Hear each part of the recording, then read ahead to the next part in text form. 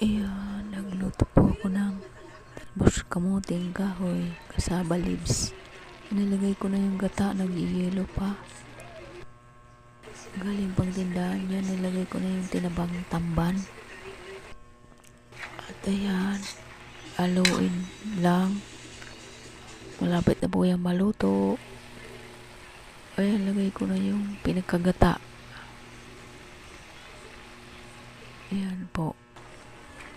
Ayan, haluin uli para magpantay yung ng gata, yung lasa, yung para pumantay yung mahalo ng mabuti. Kumalat yung gata. Ayan po, maluluto na yan.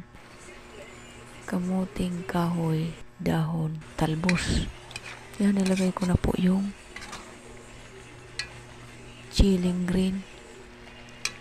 Ayan po, oh. Sarap po yan.